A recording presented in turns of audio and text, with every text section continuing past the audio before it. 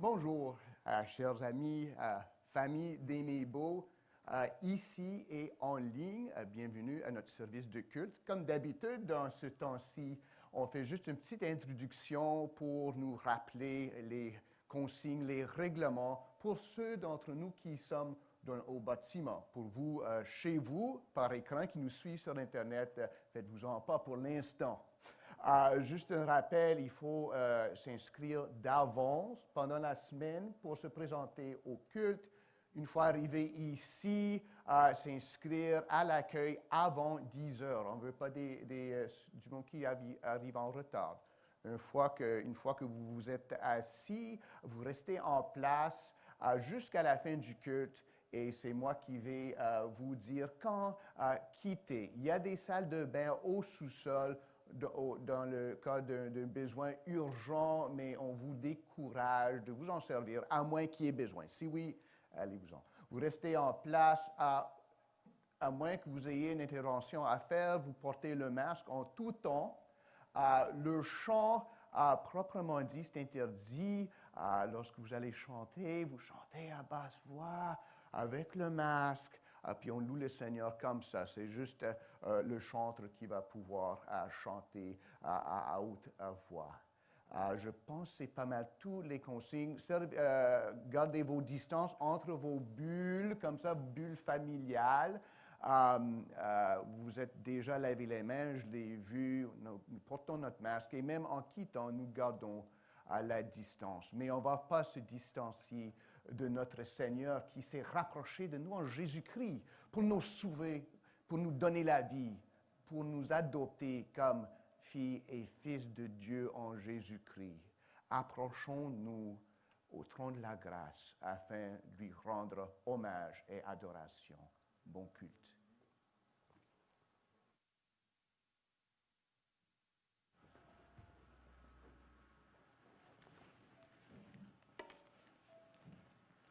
Que la paix et la grâce de Dieu soient avec vous.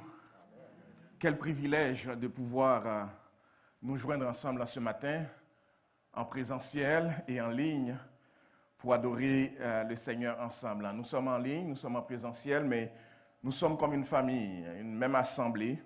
Et notre but, c'est là où nous sommes, c'est d'adorer notre Seigneur, notre Sauveur. Nous lisons dans la parole Apocalypse chapitre 5, ce beau texte qui dit: Puis je vis dans la main droite de celui qui était assis sur le trône un livre écrit en dedans et en dehors, scellé de 7 sceaux. Et je vis un ange puissant qui criait d'une voix forte: Qui est digne d'ouvrir le livre et d'en rompre les sceaux? Et personne dans le ciel, ni sur la terre, ni sous la terre, n'ait pu ouvrir le livre, ni le regarder. Et je pleurais beaucoup de ce que personne ne fut trouvé digne d'ouvrir le livre ni de le regarder. Et l'un des vieillards me dit: Ne pleure point, voici le lion de la tribu de Juda, le rejeton de David, a vaincu pour ouvrir le livre et ses 7 sceaux. Et je vis au milieu du trône et des 4 êtres vivants et au milieu des vieillards un agneau qui était comme immolé. Il avait 7 cornes et 7 yeux, qui sont les 7 esprits de Dieu envoyés par toute la terre. Il vint et il prit le livre de la main droite de celui qui était assis sur le trône. Quand il eut pris le livre, les 4 vivants et les 24 vieillards se prosternèrent devant l'agneau, tenant chacun une harpe et la coupe d'or remplie de parfums qui sont les prières des saints. Et ils chantaient un cantique nouveau en disant: Tu es digne d'en prendre le livre et d'en ouvrir les sceaux, car tu as été immolé et tu as racheté pour Dieu par ton sang des hommes de toute tribu, de toute langue, de tout peuple, de toute nation. Et tu as fait d'eux un royaume et des sacrificateurs pour notre Dieu, et ils régneront sur la terre. Je regardais et j'ai entendu la voix de beaucoup d'anges autour du trône et des êtres vivants et des vieillards, et leur nombre était des myriades et des milliers. Et ils disaient d'une voix forte: L'agneau qui a été immolé est digne de recevoir la puissance, la richesse, la sagesse, la force, l'honneur, la gloire et la louange. Et toutes les créatures qui sont dans le ciel, sur la terre, sous la terre et sur la mer, et tout ce qui s'y trouve, je les entendis qui disaient: à celui qui est assis sur le trône et à l'agneau, soit la louange, l'honneur, la gloire, la force, au siècle des siècles. Et les quatre êtres vivants disaient Amen. Et les vieillards se prosternèrent et adorèrent. C'est ce grand Dieu que nous venons adorer ensemble ce matin. Alors, joignez-vous à moi avec l'équipe de louanges et chantons à ce grand roi, à celui qui est assis, soit gloire. Amen.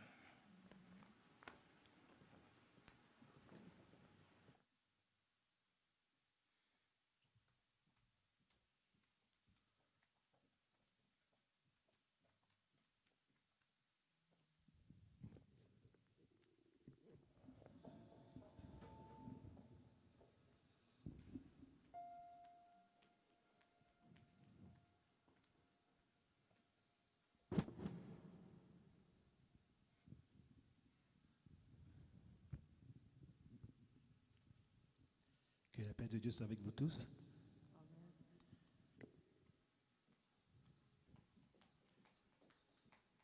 Nous allons adorer le Seigneur ce matin et j'avais préparé une intro, mais mon pasteur a lu mon intro.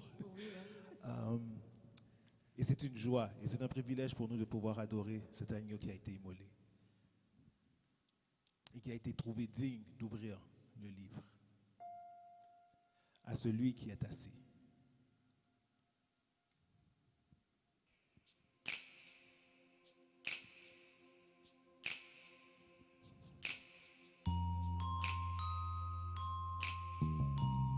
Vous pouvez vous lever et chanter avec nous.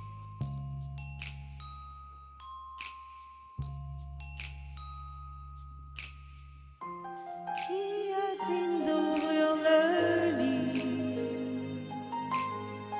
Qui est capable de rompre les sceaux? Sinon celui qui a été immolé, à lui soit toute la gloire.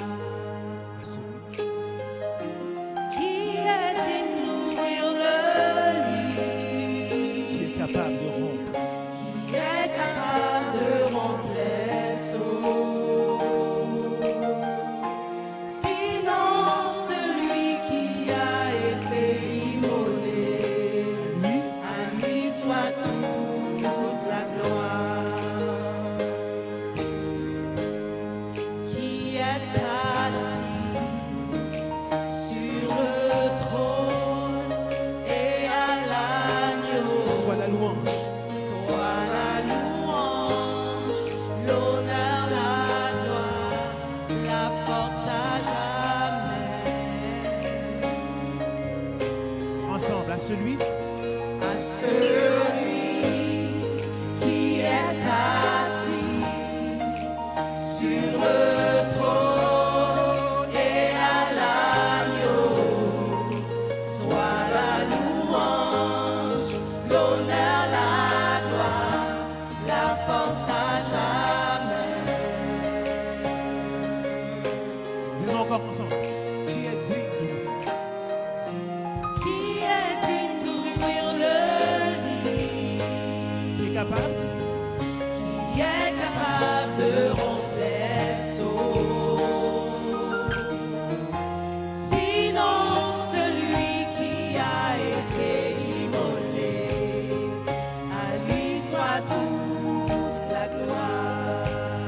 disons encore, qui est digne Qui est digne d'ouvrir le livre? Qui est capable de rompre les sceaux?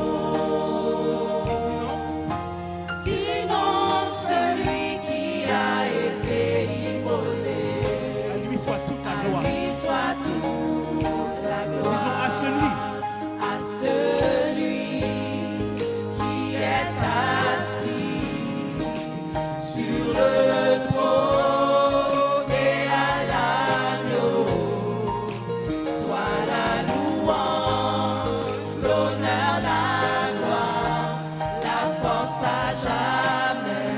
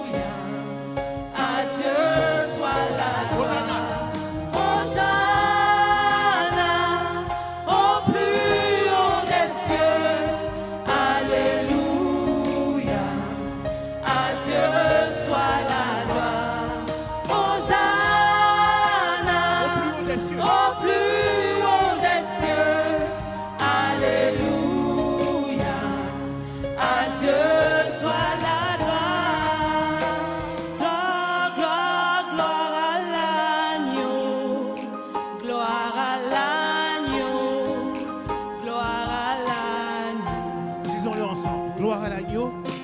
Gloire, gloire, gloire à l'agneau. Gloire à l'agneau. Gloire à l'agneau. Encore une fois, gloire à l'agneau. Gloire, gloire, gloire à l'agneau. Gloire à l'agneau. Gloire à l'agneau. Dernière fois, gloire. Gloire, gloire, gloire à l'agneau.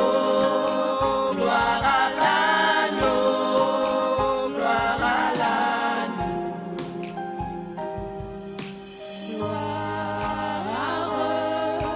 Gloire, gloire, gloire à l'agneau. Gloire,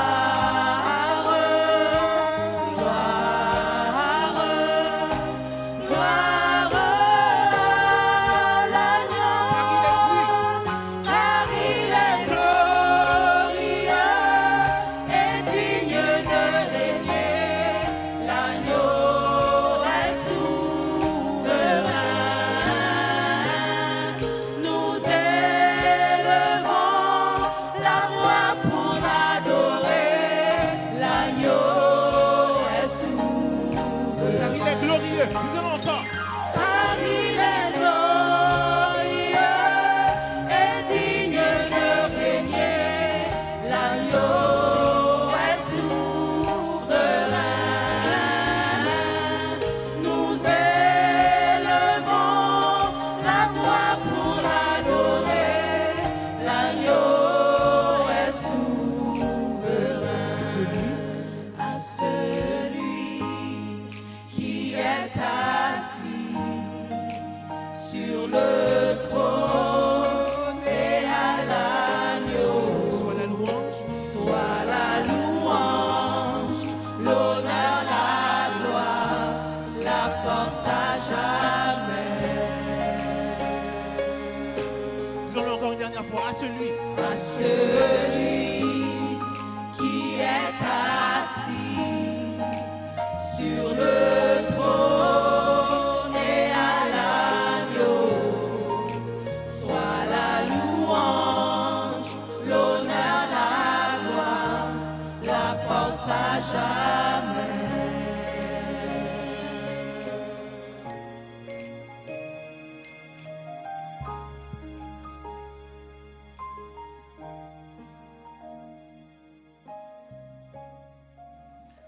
Pendant que vous êtes debout, je vous invite à lire avec moi le psaume 139. On va lire ensemble les 17 premiers versets. Psaume 139. Lisons ensemble de 1 à 17.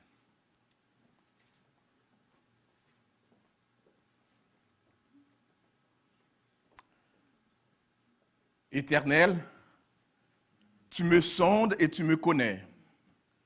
Tu sais quand je m'assieds et quand je me lève. Tu pénètres de loin ma pensée. Tu sais quand je marche et quand je me couche. Et tu pénètres toutes mes voies. Car la parole n'est pas sur ma langue que déjà, ô Éternel, tu la connais entièrement. Tu m'entoures par derrière et par devant, et tu mets ta main sur moi. Une science aussi merveilleuse est au-dessus de ma portée. Elle est trop élevée pour que je puisse la saisir. Où irai-je loin de ton esprit? Et où fuirai-je loin de ta face? Si je monte aux cieux, tu y es.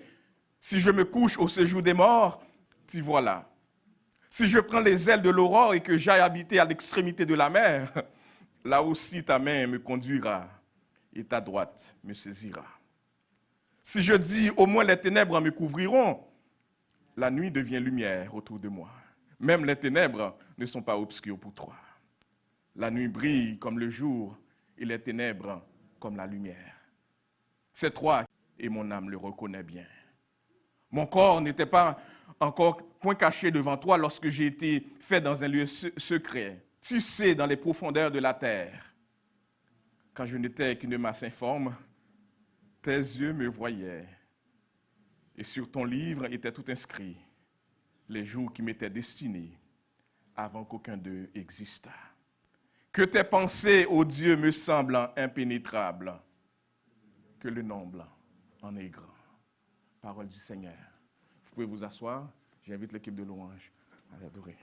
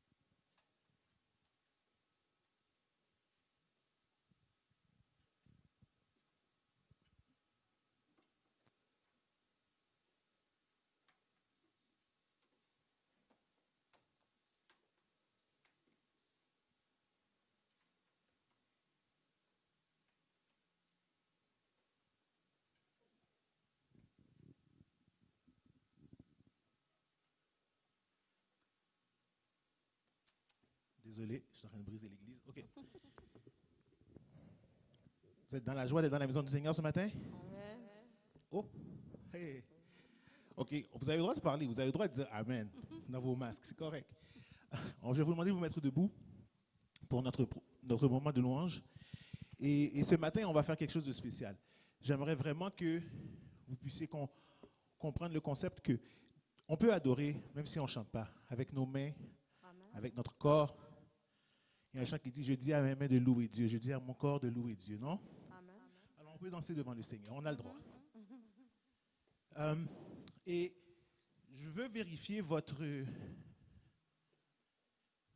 niveau au niveau du battement des mains.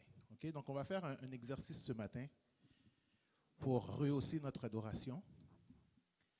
On va passer avec 3 niveaux. Il y aura le niveau novice, le niveau intermédiaire et le niveau pro. On va commencer avec novice, on va voir si tout le monde se sent à l'aise au niveau novice avant d'avancer. OK?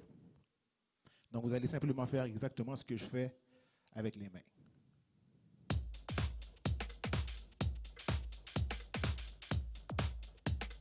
On y va ensemble.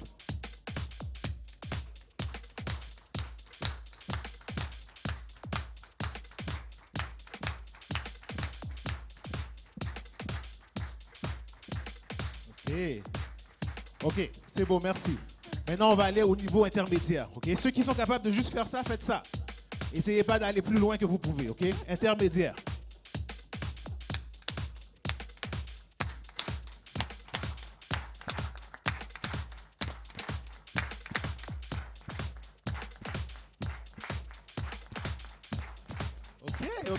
OK, j'aime ça. All right. On a beaucoup d'intermédiaires dans la salle. On va passer au niveau pro maintenant, OK? Maintenant, faites attention, portez une attention particulière à ce que je fais, OK? Si vous vous perdez, c'est pas la fin du monde. On parle des professionnels ici, OK?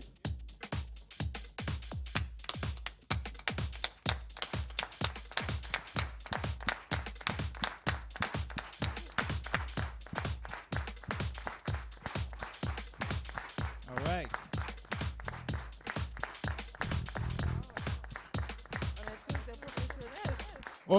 OK. On a des professionnels dans la salle. Gloire à Dieu. Maintenant, adorez avec nous, OK? Adorez avec nous pendant ce chant de louange, OK?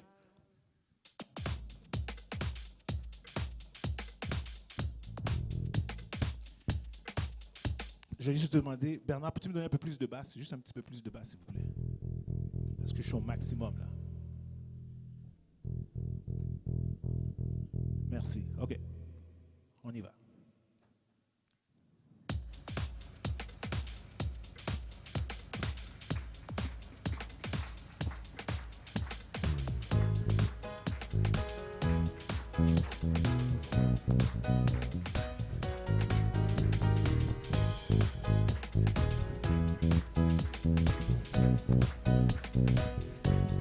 On va ensemble, tu transformes mal l'eau en vin. Touche à les yeux de ta main, nul n'est comme toi.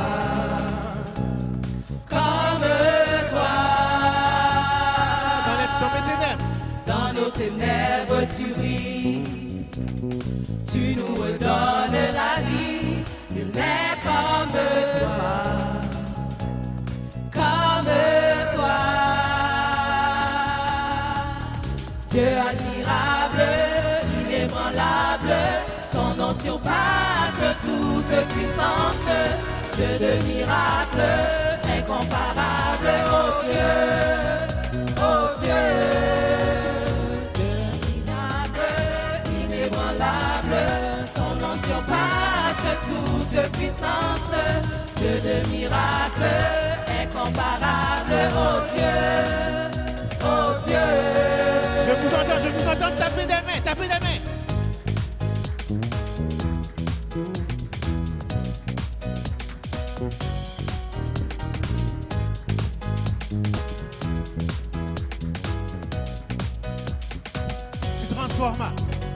Tu transformes l'eau en vin. Touche les yeux de ta main. Tu n'es comme toi. Dans nos ténèbres tu brilles. Tu nous redonnes la vie. Tu n'es comme toi.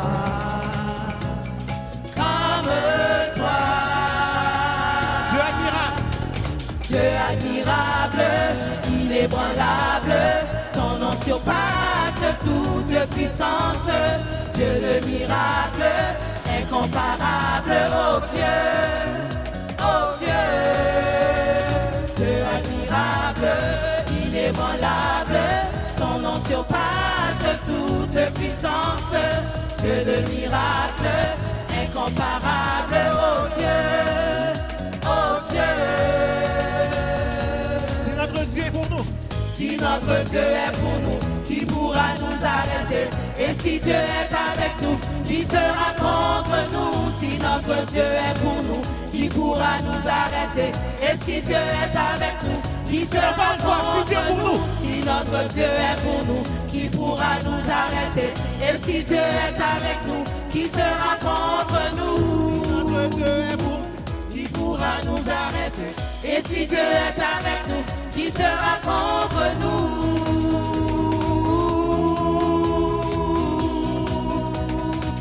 Qui sera contre nous?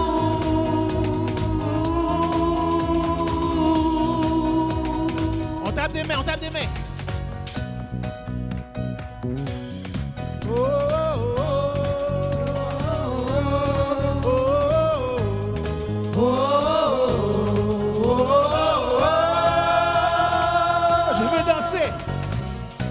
Je veux danser et louer, peu importe ce que je vis, le ressuscité vit en moi. Son nom est Jésus, je suis né de Dieu. Je suis victorieux. Je suis victorieux, je suis né pour influencer, rempli du Saint-Esprit. Oh, on va dire oh ensemble. Oh, oh,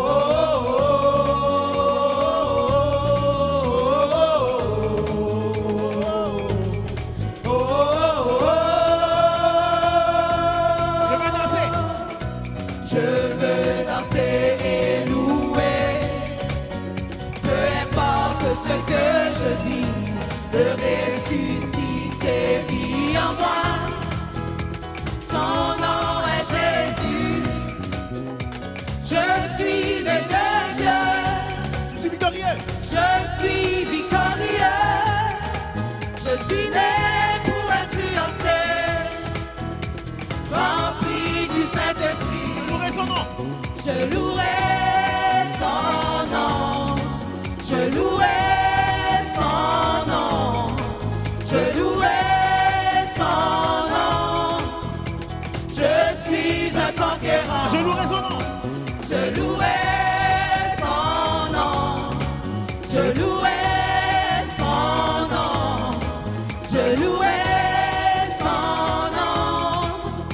Je suis un conquérant. Disons oh ensemble. Oh, oh, oh,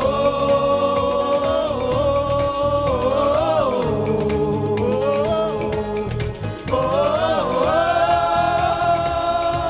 Toute arme forgée. Toute arme forgée contre moi sera annulée sans effet. Le ressuscité vit en moi. Son nom est Jésus. Toute arme forgée. Toute arme forgée contre moi. Sans nul et sans effet. Le ressuscité vit en moi. Son nom est Jésus. Je suis né de Dieu. Je suis né de Dieu. Je suis victorieux. Je suis né pour influencer. Rempli du Saint-Esprit. Je louerai son nom. Je louerai son nom. Je louerai son nom. Je louerai son nom. Je suis un conquérant. Dernière fois, je louerai. Je louerai son nom. Je louerai son nom. Je louerai son nom. Je suis un conquérant. Acclamez-le, acclamez-le, acclamez-le. Ce n'est pas une personne que vous acclamez, mais c'est le roi des rois, celui qui a été immolé et qui a été trouvé digne d'ouvrir les sceaux. Que le Seigneur vous bénisse. Amen.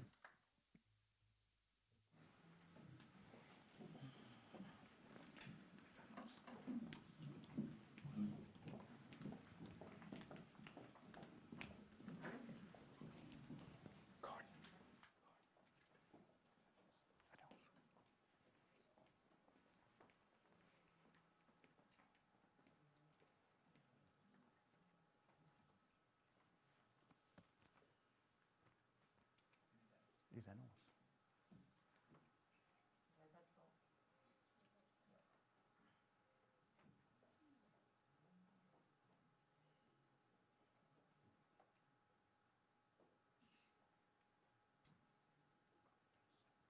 Comme vous voyez, on a les annonces d'affichés, les annonces sont habituelles. Il n'y a rien de surprenant cette semaine, je pense.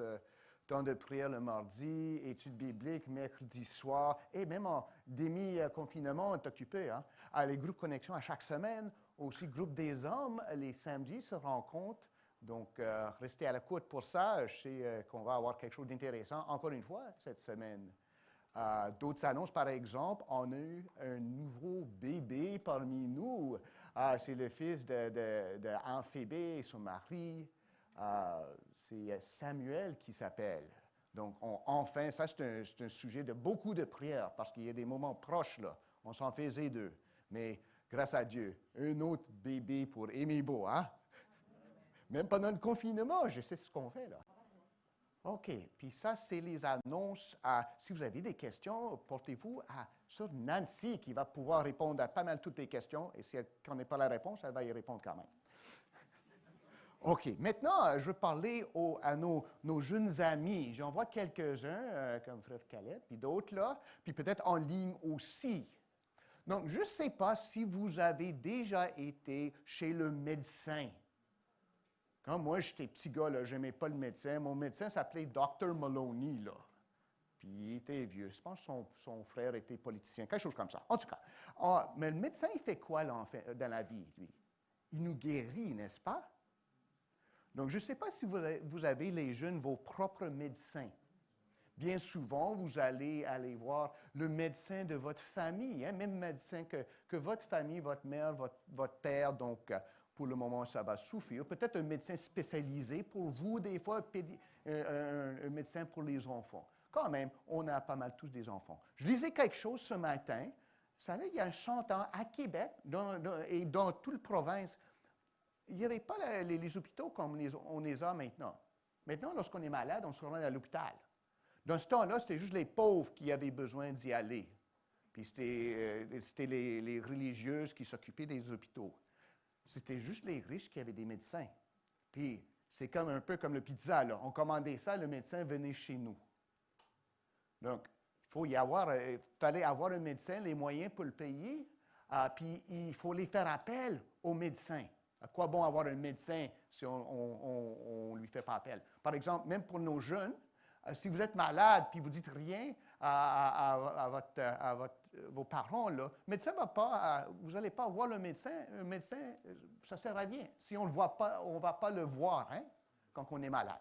C'est beau de dire, j'ai le même médecin que mes parents, mais je ne vais pas le voir. Bon, ça ne va pas fonctionner. C'est comme ça avec Jésus-Christ. C'est Jésus-Christ qui est le grand médecin, le grand physicien.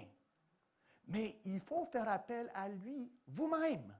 Ce n'est pas assez de dire, oh, mes parents ont Jésus comme sauveur, comme Seigneur, je suis couvert comme. Ça ne fonctionne pas comme ça. C'est comme le médecin. Si moi, je ne m'inscris pas avec mon médecin de famille, puis quand j'ai mal, je ne fais pas appel ou je ne rends pas visite à mon médecin. J'ai beau avoir un médecin, il ne me sert à rien. Il faut faire appel moi-même à mon propre médecin et quand je suis dans le besoin, je vais le voir. Et quand je suis dans le besoin, quand je suis malade, il va prendre soin de moi. Puis ça, c'est comme Jésus aussi. Puis nous, même si on n'est pas riche, en Jésus-Christ, nous sommes riches. Parce que Jésus vient à nous.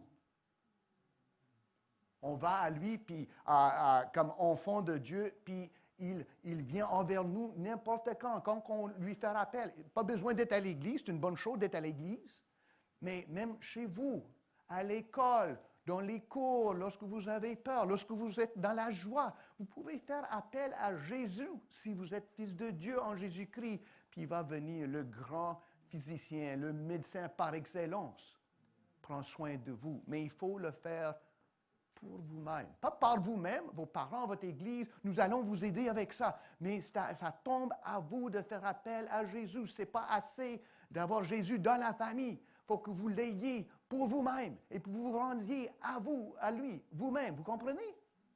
Donc, comme médecin, lorsque vous êtes malade, vous y allez. Puis vous dites, c'est quoi qui ne va pas? Puis il va essayer de vous guérir. Jésus-Christ, quand il y a de quoi qui ne va pas, vous vous rendez à lui par la prière. Puis, si vous le connaissez, il va vous guérir votre âme aussi. Donc, nous rendons grâce à Dieu pour Jésus, qui est le grand physicien, qui nous guérit de toutes nos plaies, de toutes nos souffrances, et qui enlève le péché qui est dans nos cœurs, afin que nous ayons la vie éternelle. Amen. OK, les amis, on va prier maintenant pour les enfants. Puis si vous êtes chez vous, là, au foyer, vous allez prier avec nous tous aussi, OK? Père Céleste, nous te remercions de ce que, dans notre besoin, tu ne nous as pas laissés tout seuls. Tu ne nous as pas insisté à ce que nous fassions notre possible, mais tu as envoyé Jésus envers nous. Nous te rendons grâce, ô Père, pour tous les jeunes, les petits gars et les petites filles qui ont déjà confessé le nom de Jésus et qui l'ont comme médecin de l'âme et ils sont dans la joie et dans la paix maintenant. Nous prions pour tous nos autres amis qu'ils puissent, par ta grâce, ô Dieu, se rendre à Jésus pour être guéris de la plaie que fait le péché dans l'âme de chaque personne.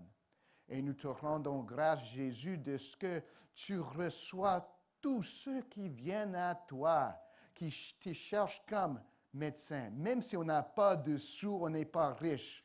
En toi, Jésus, on est riche et notre coupe déborde par la grâce de Dieu. Et tu es notre grand médecin et celui qui prend soin de notre âme. Bénis nos enfants cette semaine, ceux qui sont à l'école, protège-les, qu'ils apprennent malgré toutes les choses qui se passent autour d'eux et protège leurs instructeurs et instructrices. Nous te prions. Et nous te demandons tout ceci au nom de Jésus.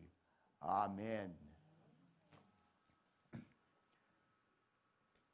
Eh bien, nous allons maintenant, comme Église, aller au trône de la grâce ensemble.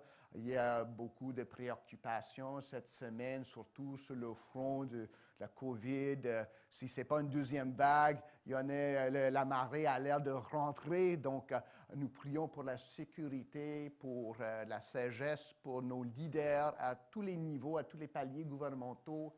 Et pour nous, que nous restions fidèles à Jésus-Christ, que notre témoignage, peu importe vague, inondation, déluge, reste pareil et inébranlable, parce que c'est lui, comme qu'on a chanté, qui est inébranlable.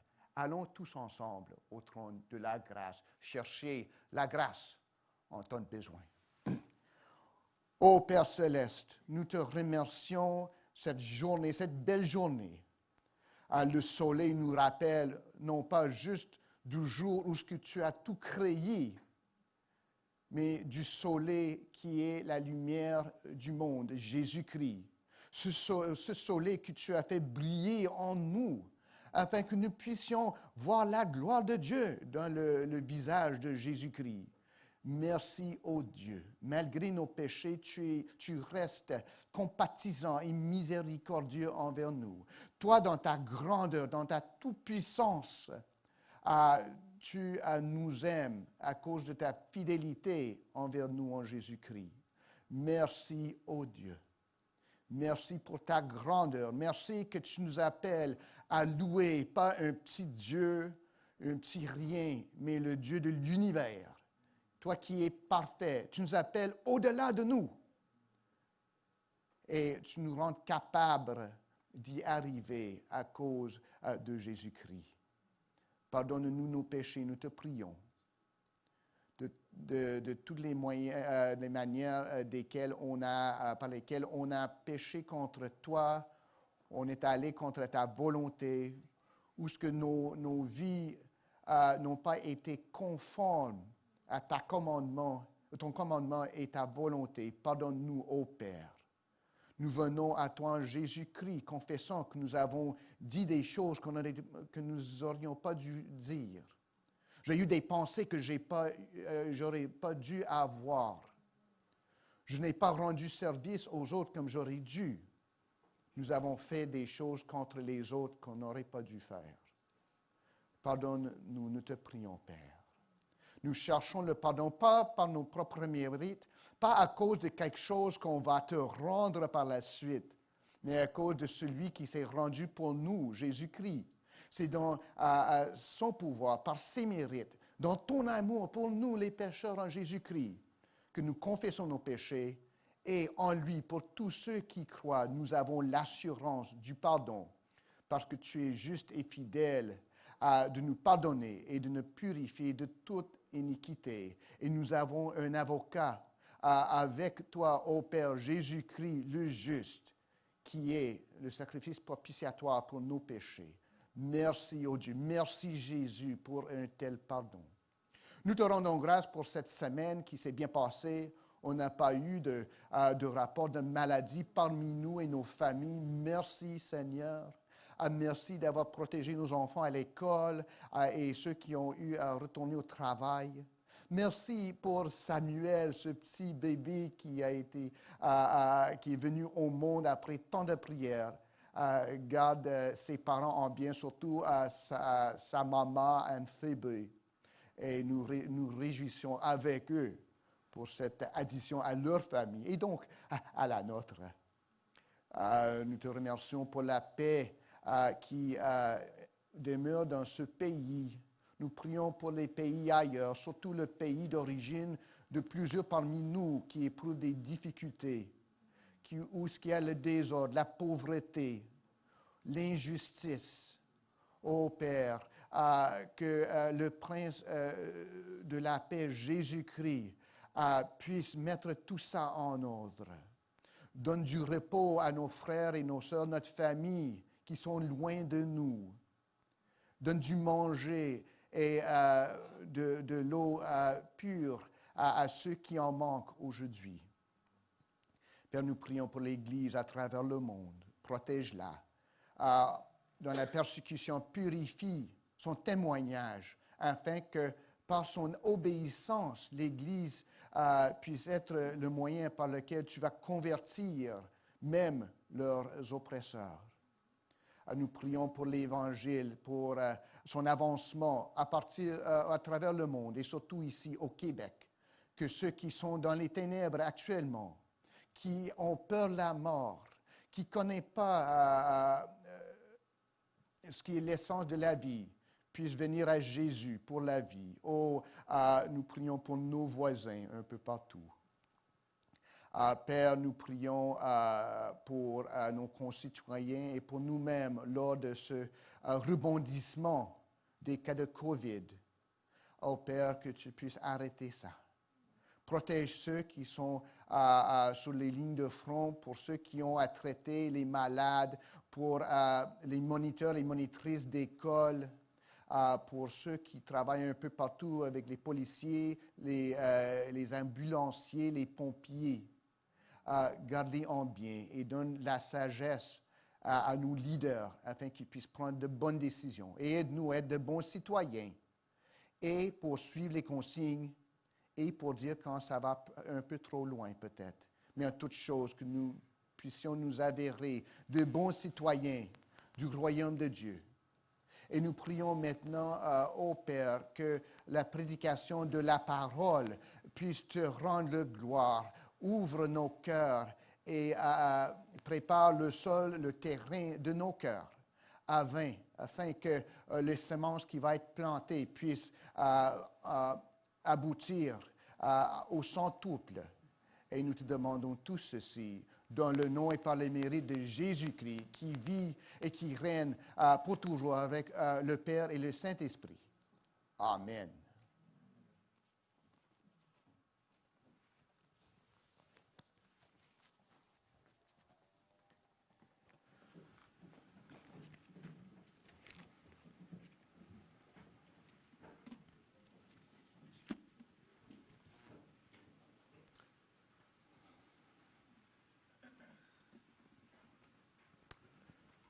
Que la paix et la grâce de Dieu soient avec vous. La paix de Dieu soit avec vous. Je voudrais, juste avant de commencer, rappeler que vous avez remarqué qu'on ne fait pas de temps de dîmes et offrandes parce qu'on veut éviter d'avoir passé les paniers. Donc, on vous encourage en ligne et vous qui êtes ici à faire ça, évidemment, par Internet. Si ce n'était pas déjà fait ou lorsque vous rentrez, on prend tous les moyens possibles pour éviter les contacts. Je dois aussi vous remercier pour votre collaboration jusqu'à maintenant en présentiel. Vous avez été, depuis les derniers dimanches, très respectueux et respectueuses des consignes. Et cela est très important, surtout dans le contexte qu'on vit. On voit les cas qui augmentent. Mais nous comptons sur vous pour continuer à appliquer les consignes sanitaires qui sont très, très, très importantes pour nous, pour nos personnes en difficulté au niveau de santé, et que le Seigneur soit avec nous. Je voudrais aussi juste profiter pour encourager nos hommes et nos femmes. Je sais qu'il y a des rencontres qui se font, surtout pour les femmes, c'est une fois par mois. Je vous encourage, il y a des très bons sujets qui sont traités où les femmes s'encouragent les unes les autres. La même chose pour le groupe d'hommes. Hier, j'ai participé à la rencontre des hommes, une rencontre super intéressante, mais il y avait très peu d'hommes qui ont participé. Ces rencontres-là sont faites pour vous et je vous encourage fortement à participer. C'est aux 2 samedis à partir de 9h. Et puis, dans le cas des femmes, c'est un vendredi soir par mois. Donc, de réserver ça dans votre calendrier et de participer à ces événements. Et quant pour les jeunes, vous savez que la jeunesse va reprendre le 2 octobre. Ça va être en ligne, mais vous allez pouvoir aussi participer aux différentes activités. C'est la façon qu'on se garde ensemble dans cette période très difficile par laquelle on passe. Chers amis, vous connaissez probablement l'histoire de la trappe à souris, n'est-ce pas? Si vous ne la connaissez pas, je vais vous la raconter assez rapidement. Une souris observe à travers la fente d'un mur le fermier et sa femme ouvrir un colis. La souris regarde dans la fente d'un mur et voit qu'un fermier et sa femme, ils reçoivent un colis. Elle se demande qu'est-ce qu'il peut bien avoir dans ce colis que le fermier et sa femme viennent de recevoir. Et elle s'est rendue compte qu'en fait, il y avait une trappe à souris, ou une souricière, comme on dit. Un genre de piège qui est destiné à attraper les souris lorsque ça vient à la maison ou ça vient dans les champs. Alors la souris court vers les greniers l'espace où on met les grains, où on met les stocks. Elle court et puis elle crie elle court voir les autres et puis elle crie, il y a une trappe à souris dans la maison, il y a une trappe à souris dans la maison. Et la poule qui était pas loin, elle a jacassé et elle a gratté le dos et elle se lève, elle répond, Madame Souris, je comprends que c'est un problème pour toi, une trappe à souris, mais cela n'a aucune conséquence pour moi. Cela ne me dérange pas qu'il y ait une trappe à souris dans la maison. La souris se tourna alors vers le cochon qui était aussi dans la maison. Le cochon a été un petit peu plus sympathique, mais le cochon lui a dit, tout ce que je peux faire pour toi, c'est prier. Parce que qu'il y a une trappe à souris dans la maison, ça ne me dérange pas. Alors, la souris se tourne vers la vache et lui lance un cri d'alarme. Il y a une trappe à souris dans la maison. Et la vache a de répondre, eh bien, Madame Souris, je suis peinée pour toi, mais cela ne me dérange pas. C'est ainsi que Madame Souris retourne à la maison, la tête basse et découragée d'avoir à affronter toute seule la trappe à souris. Dans la nuit qui suit, on entend un bruit étrange dans la maison, un bruit qui ressemble à celui d'une trappe à souris qui a saisi sa proie. La femme du fermier se précipita pour voir ce qui a été attrapé dans la trappe à souris. Et dans la noirceur, elle ne voit pas la queue d'un serpent venimeux qui avait happé et frappé la trappe à souris. Affolée, le serpent mord la femme du fermier qui s'empresse de l'amener à l'hôpital, mais hélas, elle revient à la maison avec une forte fièvre.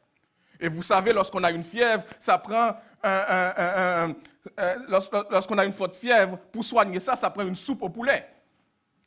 Alors le fermier prend sa machette, va voir la poule et prend ce qu'il faut pour faire la soupe, pour préparer pour la fièvre de sa femme.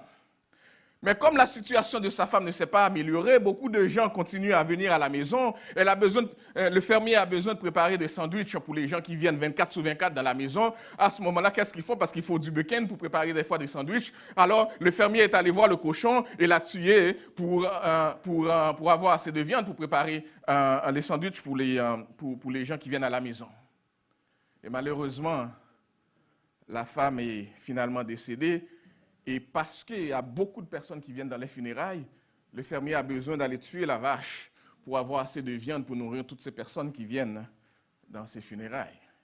J'espère que vous avez saisi l'histoire de la maison. Et la souris qui regardait tout ça de loin, elle dit, pourtant je les avais avertis.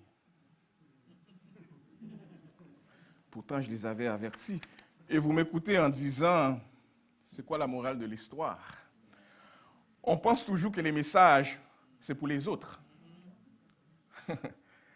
On pense toujours les messages que c'est pour les autres, ce n'est pas pour nous.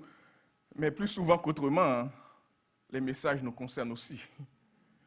Quand nous écoutons un message ou quand nous lisons la parole de Dieu, nous devons toujours nous demander qu'est-ce que Dieu veut bien me communiquer et comment son esprit peut me révéler ce qu'il veut que j'écoute. Il m'est arrivé d'entendre des gens ou moi-même de penser que c'est dommage que telle personne est absente ce matin, ce message est vraiment pour elle. Je ne sais pas si vous êtes arrivé de dire ça, c'est dommage qu'un tel n'est pas là. Elle aurait vraiment besoin d'écouter ce message. Pourtant, c'est toi qui es là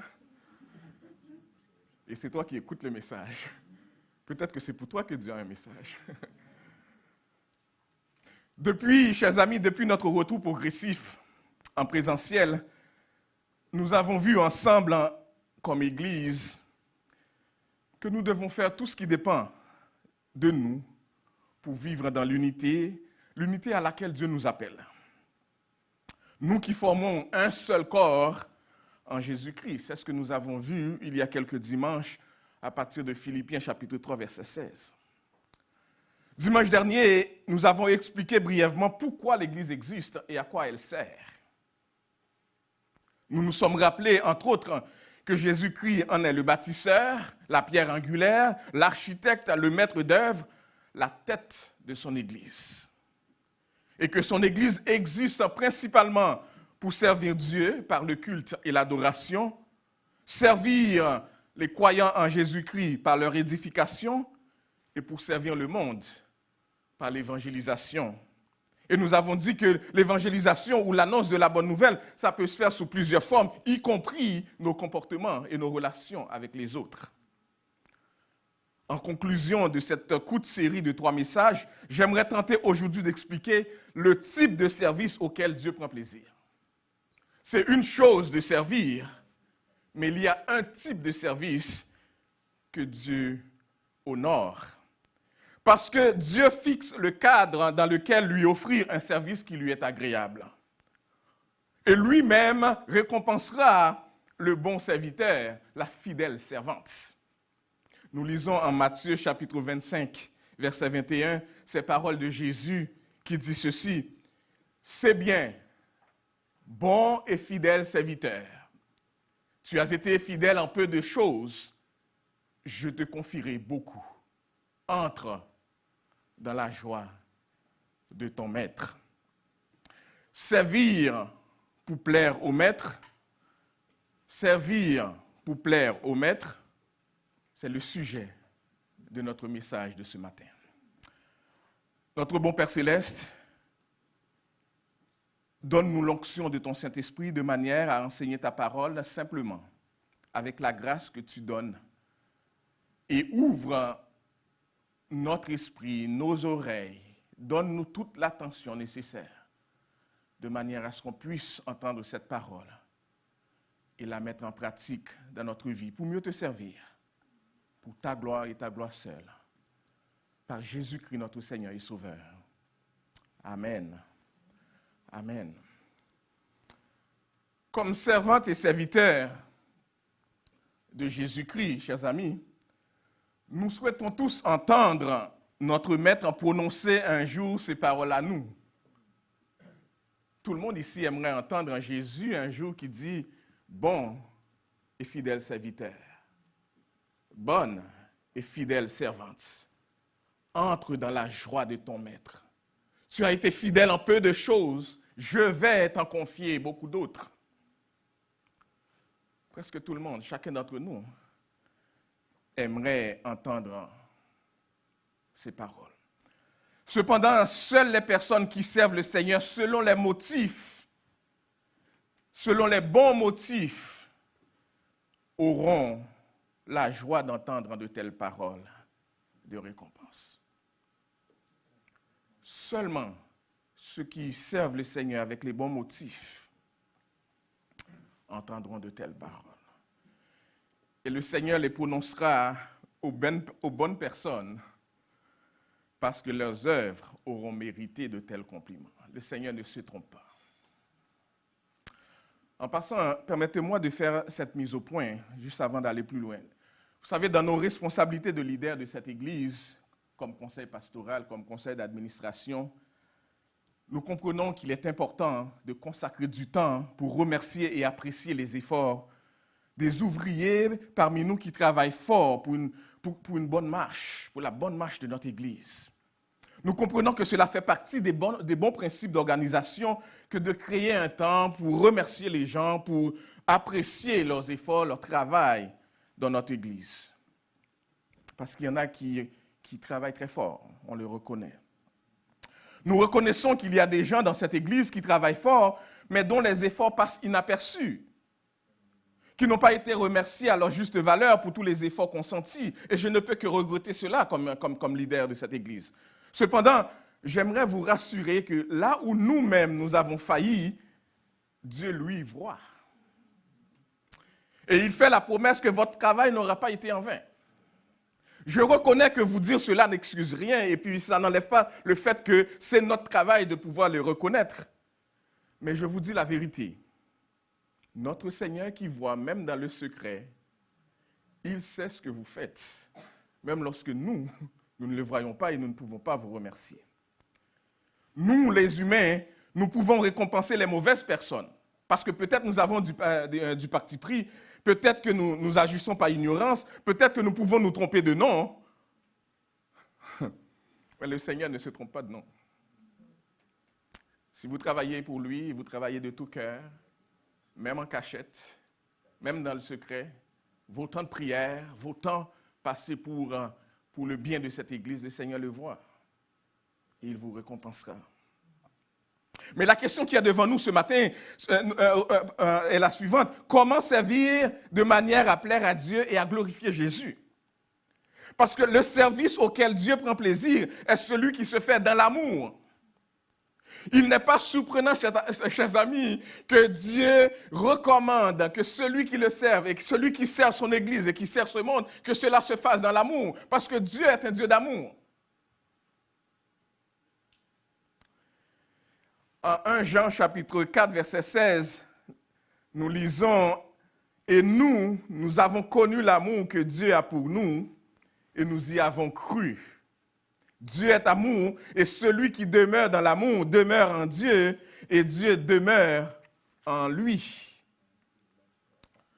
L'amour, chers amis, c'est la manifestation la plus bénie du caractère de Dieu. C'est la première caractéristique que Dieu exige en son peuple. Ce qui identifie le chrétien le plus à Dieu, c'est l'amour qui est fondamental au caractère du chrétien. Et ce matin, je vais vous inviter à regarder avec moi un court texte qu'on va afficher, que je vais lire pour vous. Et on va le regarder assez rapidement pour voir quelles sont les balises que Dieu lui-même met pour qu'on puisse lui offrir un service qui lui plaît, un service que lui-même il honore. Regardons dans 1 Corinthiens, chapitre 13. Je lirai pour vous les 3 premiers versets seulement.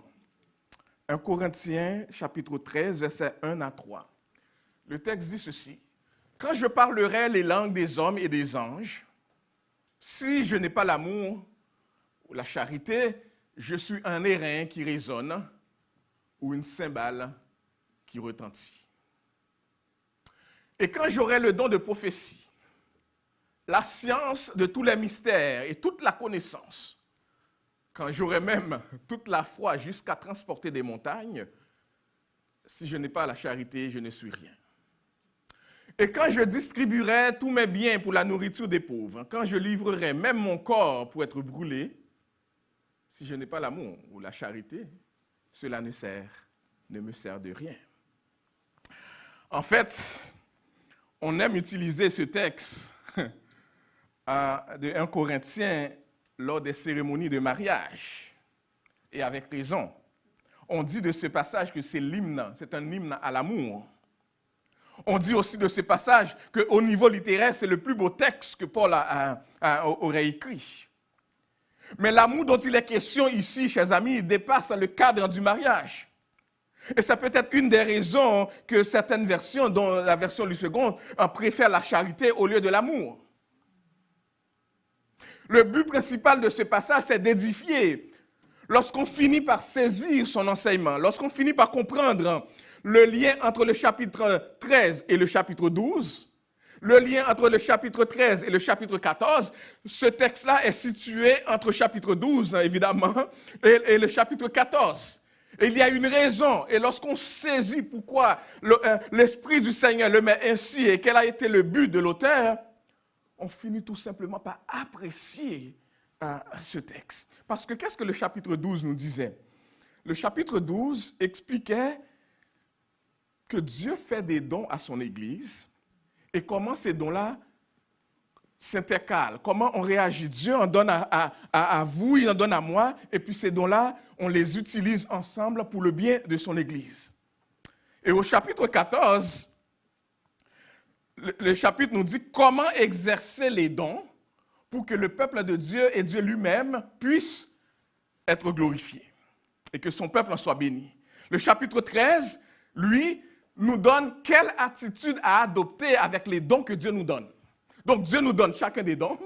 Il faut, chapitre 14, il faut les exercer pour les biens de tous. Et chapitre 13 nous dit, voici dans quelle attitude il faut les exercer. Alors, vous comprenez que c'est un chapitre extrêmement, extrêmement important. Et puis, ça ne porte pas seulement sur l'amour éros qu'on doit avoir entre les gens qui se marient, mais c'est cet amour agapé dont je vais vous parler. Paul dit aux chrétiens de Corinthe, c'est dommage. Paul dit aux chrétiens de Corinthe, c'est dommage, vous avez les dons spirituels nécessaires. Chapitre 1, verset 7. Paul dit, vous avez en grande partie la bonne doctrine. Chapitre 11, verset 2. Mais vous n'avez pas l'amour. Et même si vous avez la bonne doctrine, et même si vous avez tous les dons nécessaires, parce que vous n'avez pas l'amour, cela ne sert pas vraiment. Parce qu'on voit parmi vous des querelles. On voit parmi vous de la jalousie. On voit parmi vous des problèmes. Et pourquoi? Ce n'est pas parce que vous n'avez pas des dons. Ce n'est pas parce qu'on ne vous a pas bien enseigné. C'est parce que vous n'avez pas la bonne attitude pour exercer les dons dont Dieu vous a pourvus.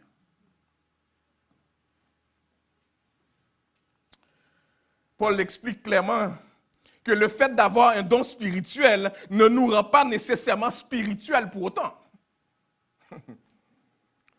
Il nous faut marcher selon l'esprit, c'est-à-dire dans l'obéissance quotidienne à la parole et la soumission à cette parole pour que les dons que Dieu nous donne puissent être utiles aux autres, mais surtout que ces dons puissent le glorifier.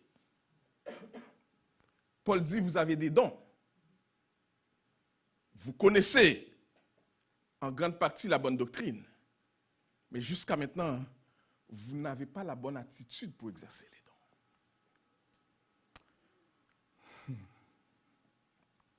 Paul dit, si nous ne servons pas dans l'esprit de cet amour agapé, cet amour sacrificiel, cet amour qui ne cherche pas son propre intérêt, mais qui fait passer les intérêts des autres avant les nôtres, cet amour qui se réjouit du succès des autres, cet amour qui refuse de se réjouir de l'échec des autres, cet amour qui se soucie de plus de donner que de recevoir, cet amour qui sonne, cet amour qui ne sonne pas comme de la trompette lorsqu'on fait du bien et qui veut que tout le monde sache qu'on a fait du bien.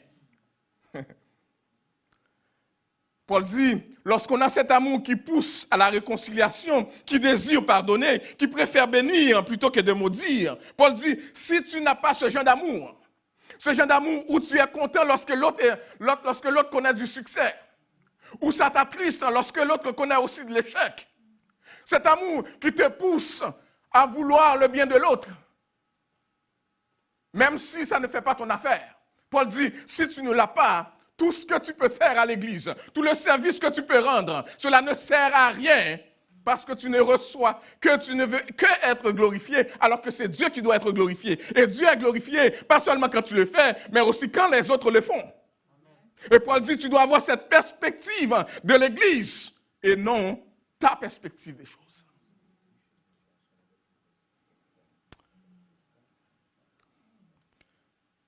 Peu importe le service, peu importe le nombre de temps, peu importe le nombre de services qu'on peut offrir, si on ne le fait pas dans la bonne attitude, Paul dit, attention. Attention. Et on comprend Jésus, chers amis, quand il dit à ses disciples, je vous donne un commandement nouveau. Aimez-vous les uns les autres, comme je vous ai aimé. Vous aussi aimez-vous les uns les autres. À ceci, lorsqu'on voit parmi vous ce type d'amour, on reconnaîtra que vous êtes mes disciples. Voyez-vous, il ne dit pas, faites des œuvres, plein de choses. Et en faisant tout cela, on verra combien vous êtes mes disciples. Il dit, par l'amour, parce que cet amour-là, on ne le voit pas dans le monde. Et vous vous rappelez l'Église, c'est ce petit monde que Dieu met dans ce monde pour éclairer le grand monde. Eh bien, la Bible est en train de nous dire, vivons de manière que le ciel nous demande de vivre pour que les gens autour de nous voient comment le monde les gens qui font partie du monde du ciel, comment ils vivent. Et que ça puisse avoir une influence sur eux. Aimons servir pour plaire à Dieu. Et regardons maintenant, avec un petit peu plus d'attention, le passage que nous avons lu. Regardons le verset 1er. Pour saisir ce qu'on est en train de dire ici, chers amis. Quand je parlerai les langues des hommes et des anges, si je n'ai pas la charité, si je n'ai pas cet amour agapé, je suis un airain qui résonne ou une cymbale qui retentit. Paul dit, je vais exagérer un peu pour vous faire comprendre ce que je veux dire. Parce que vous voyez le conditionnel ici, là. Paul dit, si je parlerai. Paul n'est pas en train de dire qu'il parle en langue et qu'il parle la langue des hommes et des anges. Il dit, quand même que je parlerai. Autrement dit, Paul dit, même s'il m'était possible de parler avec la plus grande éloquence possible, plusieurs langues ou toutes sortes de langues, même si j'avais la plus grande éloquence du monde, si je n'ai pas l'amour, mon éloquence ne sert à rien. Je serais comme une cloche qui fait du bruit. Imaginez, je venais ici dans ce temps où il faut livrer les messages de la parole et je commençais à chercher plus à parler avec éloquence plutôt qu'à délivrer la parole de Dieu. Vous entendrez du français, vous entendrez un bruit, vous entendrez quelqu'un parler, mais vous ne comprendrez pas le message parce que ce n'est pas l'éloquence qui compte. Et c'est la vérité de la parole qui est prêchée. Et Paul me dit, c'est comme si Paul dit, Pasteur Arsène, peut-être qu'il ne m'appelle pas Pasteur Arsène, il dirait Arsène, il dit, quand tu veux passer un message, enseigner une vérité à l'Église et que tu souhaites que le peuple de Dieu le prenne au sérieux et t'écoute, il ne sert à rien de chercher quelle est la façon la plus éloquente de le dire. Pense plutôt aux gens qui sont dans l'assemblée. Pense plutôt au moyen le plus simple pour présenter le message, pour que le peuple de Dieu le comprenne. Et qu'à la fin, le peuple de Dieu loue Dieu, non pas pour Pasteur Hassan qui a parlé, mais pour le message entendu. Le message prêché.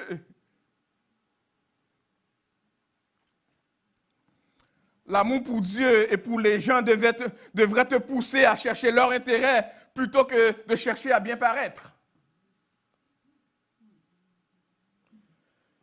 Ce qu'il faut, ce n'est pas que les gens se rappellent comment tu as parlé, mais quel est le message de Dieu pour eux et comment ils peuvent mettre en pratique ce message. C'est ce que les gens viennent entendre. Non l'éloquence d'une personne. Et regardons le verset 2. Le verset 2 va dans le même sens. Paul dit, j'ai encore exagéré. Quand j'aurai le don de prophétie, la science de tous les mystères et toute la connaissance, quand j'aurai même toute la foi jusqu'à transporter des montagnes. Paul dit, la prophétie est importante. C'est le plus grand des dons spirituels, selon 1 Corinthiens 14, versets 1 à 5. La prophétie, c'est quoi? C'est la proclamation de la vérité divine d'une manière à ce que l'on connaisse, d'une manière à ce qu'on la connaisse et on la comprenne. Prophétie, ce n'est pas faire des prédictions. La prophétie ici, c'est la proclamation de la vérité. C'est Dieu qui utilise l'homme pour révéler sa parole au peuple pour que les gens comprennent. Et Paul dit, c'est tout un don, ça. Mais Paul dit, même si j'avais ce don, j'aurais besoin de l'exercer dans l'amour. Même si j'avais le don de prophétie, même si j'avais ce don de proclamer l'évangile pour que les gens comprennent et que les gens saisissent la parole de Dieu, Paul dit, même si j'avais ce don-là, j'ai besoin de l'exercer dans l'amour. Je dois avoir un motif désintéressé. Un motif sacrificiel qui vise la gloire de Jésus avant toute chose. Dans les chants, dans la louange, dans la prédication, dans le nettoyage, dans l'accueil, peu importe le ministère que je fais, comment ça glorifie Dieu, comment ça glorifie Jésus-Christ avant toute chose.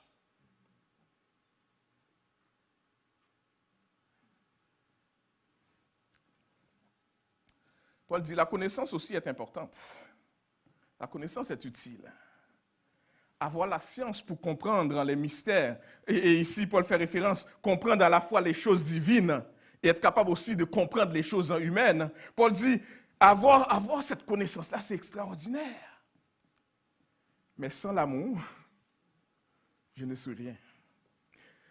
Avoir toute cette connaissance et cette capacité de révéler les mystères concernant Dieu et concernant les êtres humains, Paul dit, lorsque je n'ai pas l'amour pour l'appliquer, je serai comme un arrogant, un snob, qui veut se passer pour un autre, un orgueilleux, qui veut prendre la gloire qui revient à Jésus, à moi-même, plutôt que de la donner à Jésus. Paul dit, sans amour, lorsque j'aurai le don de la connaissance, cela ne sert à rien. À rien. Et je ne connais pas beaucoup de gens qui aiment ça, s'asseoir avec des snobs. Des gens qui connaissent tout. Qui ont une fierté qui dépasse leur tête. Lorsqu'on voit des gens comme ça, si vous êtes comme moi, vous essayez de vous écarter. Paul dit, c'est la même chose à l'Église. S'il y a une façon que vous pouvez montrer que vous avez de la connaissance, vous comprenez les mystères divins, Paul dit, la seule façon que ça peut faire du bien avec l'Église, à l'Église et glorifier Dieu, c'est quand vous le faites de l'amour. Montrer de l'amour. Et Paul dit, ce n'est pas juste la prophétie, ce n'est pas juste la connaissance. Paul dit, comme personne sauvée, avoir la foi. Parce qu'il dit, quand j'aurai même toute la foi jusqu'à transporter des montagnes. Paul dit, avoir la foi, c'est-à-dire de la confiance dans l'espérance de Dieu. Cette confiance de penser que Dieu est capable de tout faire pour moi, pour les autres, pour son Église. Paul dit, c'est bon d'avoir cette confiance. C'est bon d'avoir la confiance et de savoir que je sers un Dieu qui est souverain et qui est capable de faire toutes choses. C'est bien. Il faut avoir cette confiance. Cette foi qui nous pousse à croire que Dieu peut tout faire. Paul dit, mais si j'ai cette foi, puis je n'ai pas l'amour, cela ne sert à rien. Est-ce que vous avez un exemple en tête? Une personne qui a de la foi et qui a... Ce n'était pas des noms de personnes de l'Église, là. Des personnes qui ont la foi mais qui n'ont pas cet amour. Pensons au prophète Jonas. Jonas, ce prophète-là avait la foi en Dieu. Il savait qu'est-ce que Dieu pouvait faire. Il avait confiance en Dieu. Il avait cette confiance en Dieu au point qu'il voulait le servir. Il était le prophète de Dieu. Mais il avait cette haine dans le cœur. Voyez-vous, vous pouvez avoir la foi sans avoir cet amour. Il avait cette haine dans le cœur au point que ça ne le dérangeait pas que tous les Ninivites meurent sans connaître Dieu. Ça ne le dérangeait pas. Il détestait les Ninivites.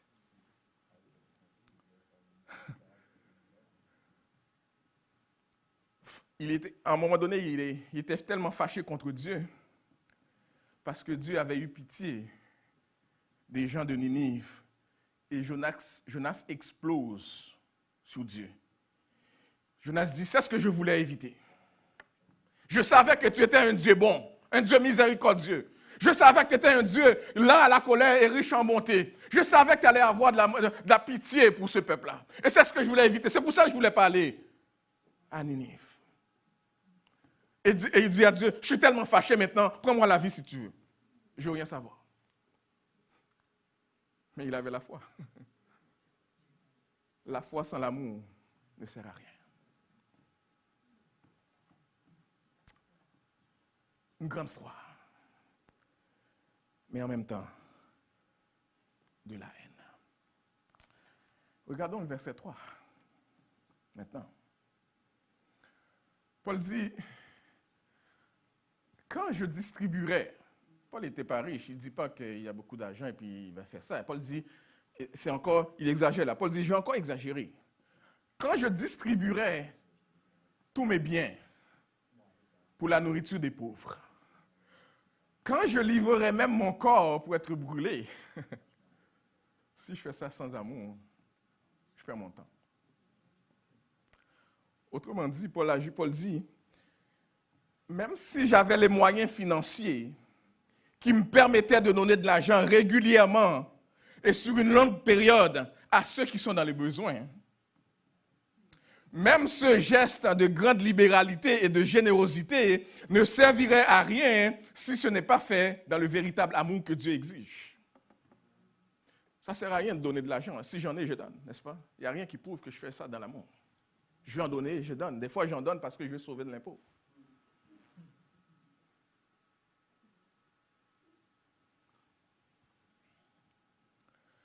Donner, et c'est ça le message de Paul, donner pour des motifs légalistes, donner par désir d'être considéré, donner pour recevoir en retour, donner pour recevoir des applaudissements, donner pour avoir la reconnaissance sociale, ce n'est pas de l'amour.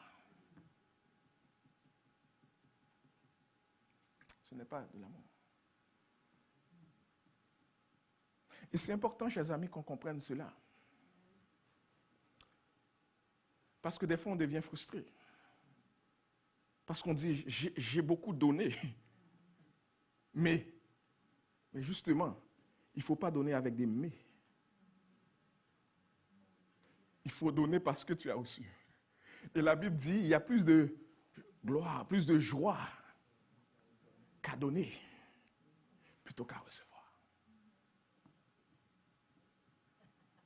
Et vous comprenez pourquoi les évangéliques s'élèvent souvent contre ces gens qui demandent qu'il faut donner pour recevoir en retour, parce qu'au fond, ils ne comprennent pas le principe que Paul enseigne. Parce que Paul ne dit pas il faut donner pour recevoir des bénédictions en retour. Paul dit, et ces gens-là ne comprennent tellement pas le principe, au lieu de donner, ils demandent à recevoir. Ils vont dire, donne 300 si tu veux recevoir 1000. Ce n'est pas ça le principe. Le principe, c'est que tu as déjà reçu. Sers maintenant et sers avec joie. C'est ça le principe. Tu as déjà reçu. Qu'est-ce que tu as reçu? Tu as reçu Jésus-Christ. Le plus grand cadeau que quelqu'un peut recevoir. Tu as la vie éternelle. C'est les richesses que tu peux posséder dans ce monde, tu vas les laisser à un moment donné. Mais il y a quelque chose que tu ne laisseras pas. Cette foi en Jésus. Et Paul dit, peu importe ce que tu peux faire, le service doit se faire dans l'amour, pour la gloire de Dieu. Et c'est facile, chers amis, de dire pour la gloire de Dieu. Quand je finis de prêcher, puis vous dites, pasteur, j'ai été béni, j'ai dit gloire à Dieu. Mais qu'est-ce que je dis si vous me dites, je n'ai pas été béni? Comment je réagis? Comment je réagis? Je rentre à la maison et puis j'ai envie de t'appeler et de te dire, de ne plus me dire que tu n'as pas été béni.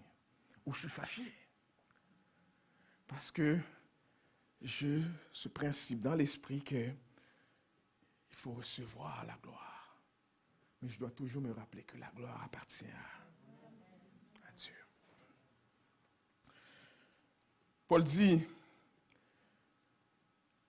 même si je devais subir le martyre, subir le martyre veut dire offrir mon corps pour être brûlé. Même si je devais subir le martyre, une mort horrible. Imaginez, vous mourrez, vous avez la connaissance et vous êtes en train d'être brûlé. Paul dit, même si vous arriviez jusque-là, si un tel sacrifice, si héroïque que cela peut paraître aux yeux des hommes, si héroïque que cela peut paraître aux yeux des hommes, si vous faites cela et cela est motivé par l'orgueil ou par intérêt personnel, ça perd toute sa valeur spirituelle et cela ne sert à rien. Voyez-vous? Et Paul essaie de mettre dans son exagération les choses les plus incroyables qu'on pourrait faire pour montrer comment, lorsque notre service n'est pas motivé par l'amour, cela ne sert à rien. Chers amis, ces paroles de Paul sont tellement claires que j'hésite même à tenter toute application. Mais je vous en ferai quand même 4 applications de ces 3 versets que nous venons de lire. Et dans ce même esprit, que nous enseignons, ce service qui plaira à Dieu, que Dieu honore, je veux vous faire remarquer que Paul ne dit pas que ces choses que nous avons mentionnées ne sont pas utiles. Paul ne dit pas que les dons que vous avez, dons de libéralité, dons pour être martyr, dons pour être généreux, dons pour servir, peu importe le don, Paul ne dit pas que c'est inutile, que ce n'est pas bon. Ce n'est pas ça que Paul dit. Paul dit, lorsque ce n'est pas fait dans l'amour, ces dons-là ne servent à rien. Donc ces dons, et c'est ça que Paul reprochait à l'église de Corinthiens. Paul leur dit, vous avez ce qu'il faut. Dieu vous a bien équipé. C'est l'attitude qui est mauvaise. Et c'est l'attitude qu'il faut changer. Pas de dire, je n'ai plus le don ou j'utilise plus mes dons. Au contraire, de changer l'attitude pour bien exercer les dons que Dieu nous donne. La capacité de sonder tous les mystères et toutes sortes de connaissances, une fois capable de transporter les montagnes, l'abandon de tous ses biens pour soulager la misère des autres, le martyr, ça, c'est des dons. Paul dit, ces dons ne valent rien s'ils ne sont pas accomplis avec amour. L'amour ne remplace pas ces dons. On a besoin d'exercer ces dons dans l'amour, mais lorsque l'absence de l'amour rend ces dons inutiles. Inutile. Lorsqu'on exerce notre don sans humilité, sans amour, on ne sert pas Dieu. C'est la première chose, la première application. La deuxième chose, c'est, j'aimerais vous inviter, chers amis, à examiner les motifs pour lesquels tu sers. Pour quels motifs tu sers? Est-ce que tes motifs sont sincères? Recherches-tu les intérêts de Jésus, de son peuple, ou les tiens? Pose-toi la question. Quel intérêt tu cherches? Qu'est-ce qui t'apporte la joie dans le ministère? Qu'est-ce qui t'apporte la joie? Quand les gens viennent te féliciter? Quand la partie dont tu t'occupes fonctionne bien dans le culte? Quand tu as contribué au succès? Comment tu réagis quand les autres échouent? Est-ce que ton ministère est empreint de l'amour de Dieu, de l'humilité, du contentement? Dans quelle attitude tu sers? Est-ce que tu es compétiteur, compétitrice, arrogant, arrogante, méfiante?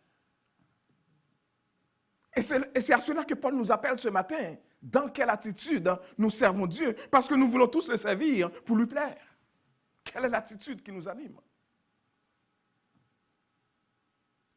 Est-ce qu'on se compare avec les autres? Et puis dire, mais pour le même ministère que je fais ici, les autres le font ailleurs et ils sont bien payés. Pas moi.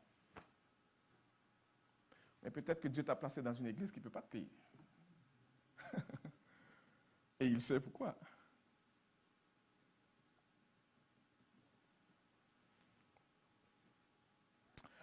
Troisième chose que j'aimerais que vous reteniez, chers amis. Imitons l'apôtre Paul. L'apôtre Paul qui servait le Seigneur sans chercher à préserver sa propre vie, sa propre personne, son propre intérêt. Le texte nous dit dans Actes chapitre 20, versets 18 à 19, il a servi le Seigneur en toute humilité, avec l'âme et au milieu des épreuves. Il faut que nous soyons prêts à cela aussi. Nous allons servir le Seigneur avec des difficultés, des épreuves, des larmes, du temps passé et où on ne sent pas de reconnaissance. Et puis ça nous fait mal parce qu'on a passé beaucoup de temps et les choses n'ont pas fonctionné. Mais lorsqu'on retourne à la maison, on est capable de dire, Seigneur, j'ai fait ce que j'ai pu. Et je sais que même dans ce qui paraît ne pas avoir fonctionné, tu peux recevoir la gloire parce que tout mon cœur était à toi. Je l'ai fait pour te glorifier. Puis le reste appartient.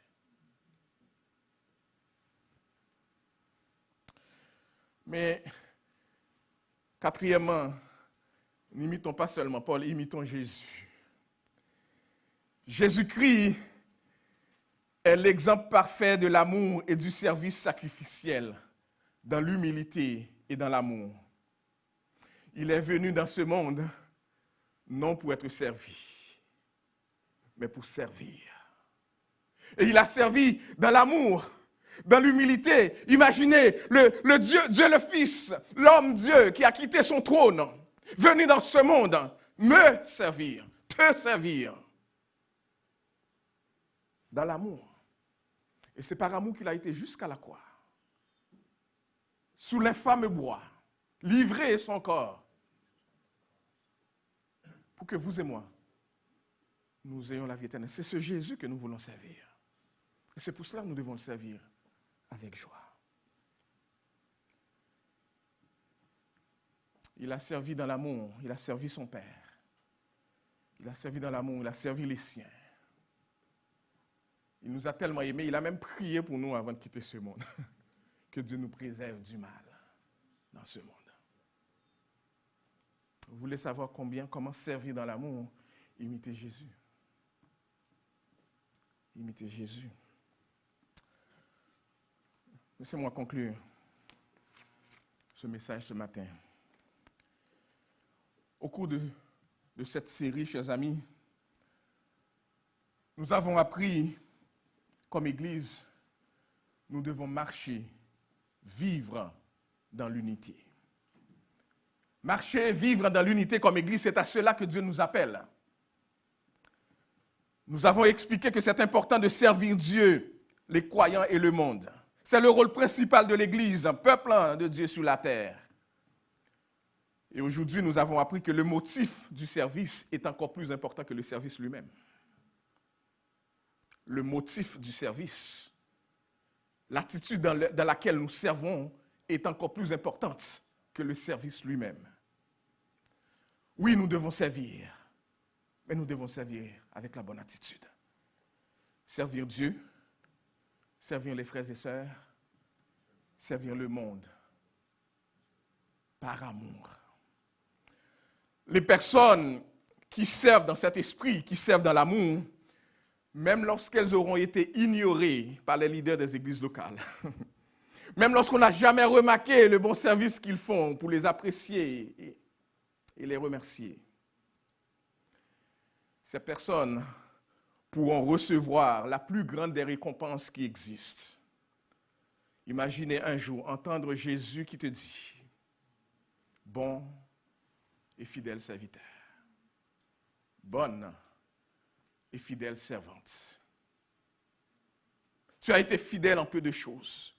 Je t'avais confié juste cela et tu as fait cela. Maintenant, je vais te confier ça. » Mais surtout, il te dit, entre. Entre dans la joie de ton maître. C'est ça, la vraie récompense. C'est ça qui compte dans le service. Que Jésus apprécie ce que je fais et que son nom soit glorifié. Prions. Notre bon Père Céleste, merci de nous avoir appelés dans le jardin de ta parole pour nous révéler qui nous sommes, ton peuple, à quoi nous sommes appelés te servir, comment te servir dans la bonne attitude, parce que Jésus mérite que nous le servions dans cette attitude. Merci de nous avoir amenés à comprendre, à entendre, et nous prions que tu nous aides à saisir, parce que ce que tu veux pour nous, c'est que nous te servions, que nous servions nos frères et sœurs, que nous servions dans la bonne attitude. Fais-nous grâce, Seigneur. Ramène-nous, nous qui étions éloignés, ramène-nous dans ton cadre. Donne-nous de regarder dans la bonne perspective. Donne-nous de regarder à Jésus. Et donne-nous cet amour agapé, cet esprit de charité qui nous pousse à voir les autres avant nous, à chercher tes intérêts, à chercher les intérêts des autres, Seigneur, avant les nôtres. Seigneur, je prie pour cette église. Tu connais chaque ouvrier. Tu connais leur travail, les efforts, les sacrifices qui sont consentis. Mais tu connais surtout, Seigneur, les motifs. Nous prions, Seigneur, que tu honores toi-même toutes ces personnes qui, peut-être en cachette, font des choses extraordinaires, qui sont à genoux pour cette Église, qui font des choses que nous ne connaissons pas, mais que toi-même tu vois. Nous prions que tu les bénisses. Et nous prions que tu nous donnes d'être reconnaissants envers ces gens qui font tellement d'efforts, mais surtout d'être capables de les encourager à regarder à toi. Parce que c'est toi seul qui mérites la gloire. Toi seul qui mérites la louange, l'honneur, l'exaltation. Aide-nous à vouloir nous diminuer pour que Jésus prenne de plus en plus de place. Aide-nous, au contraire, à vouloir ressembler de plus en plus à Jésus. Fais-le, Seigneur, pour la gloire de ton Saint-Nom. Parce que nous l'avons demandé au nom de Jésus, notre divin Sauveur et Seigneur, qui vit et règne au siècle des siècles. Amen. Mettez-vous debout alors qu'on va prononcer les paroles de bénédiction. Vous qui avez été en ligne, visiteurs, internautes, merci d'avoir été parmi nous, que le Seigneur vous bénisse. Nous lisons dans 1 Corinthiens chapitre 13, verset 13, Paul dit ceci. Maintenant donc, ces trois choses demeurent. La foi, l'espérance et l'amour. Mais la plus grande de ces trois choses, c'est l'amour. Que la grâce du Seigneur soit avec vous tous. Amen.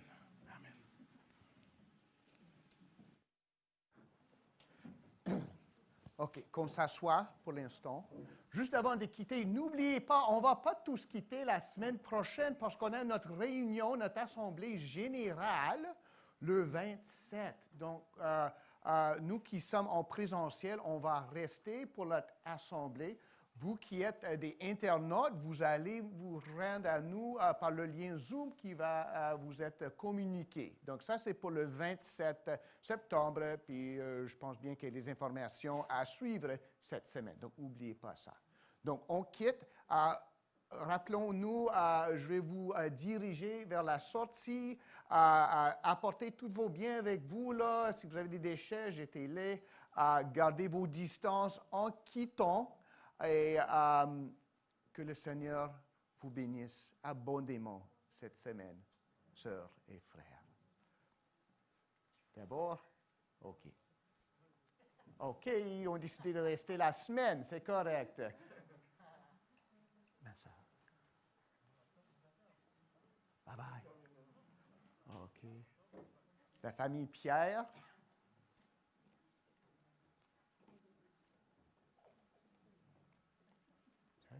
Content ou wow?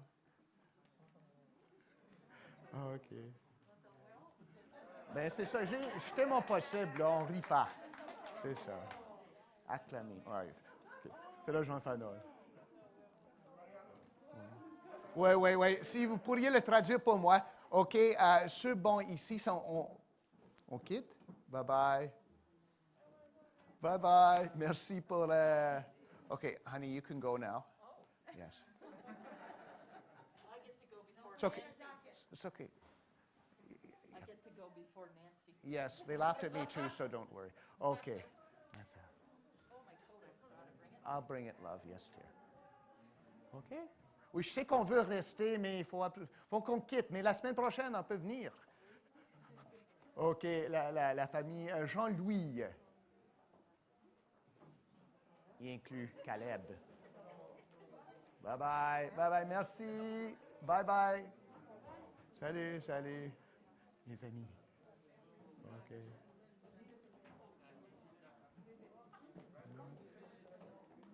Bye-bye. Sur Serrette et la famille, merci. Oups. Bye-bye. OK. Les pierres.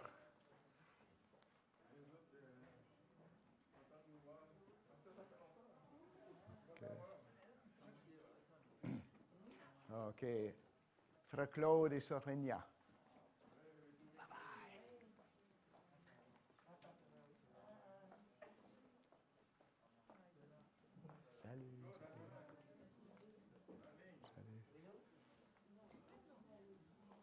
OK. Salut. Bye-bye. Oh, qui est-ce qui reste? OK. Oh, les Abraham. C'est ça. Puis tous ceux qui restent sont des travailleurs. Bye-bye. Salut.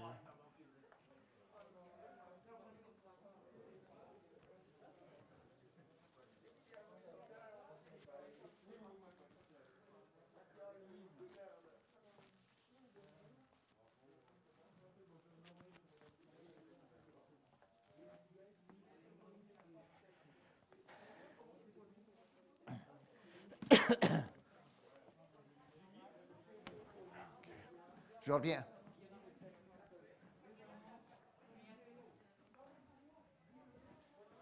Oh.